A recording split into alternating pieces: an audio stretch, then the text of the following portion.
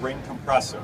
I mentioned that these rings are spring-loaded. They're trying to go outward. We have to compress those rings gently without damaging them to get them into the block. So we have this precision ground, you see, very shiny tapered cup. It's large at this end, and it has a very controlled and gentle taper down to the bottom end. And when it gets out to the bottom, it has compressed the rings in without damaging them to the exact diameter of the block so it can be installed smoothly.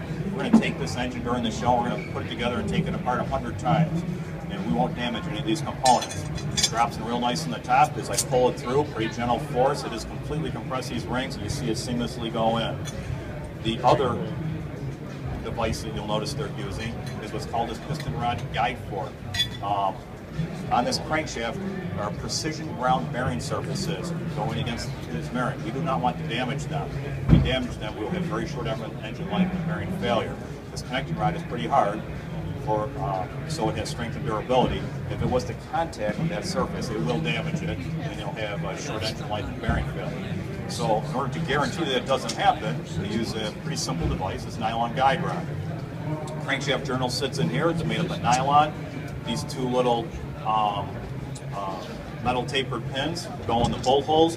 When you have this engaged, it is impossible as we install for this to make contact with that bearing surface. The last piece that we use is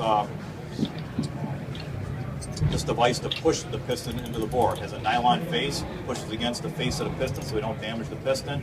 It's also spring-loaded. We do that for ergonomics, so if you're installing these all day long, it doesn't cause what they call a cumulative trauma-type injury, like tennis elbow, those kind of things.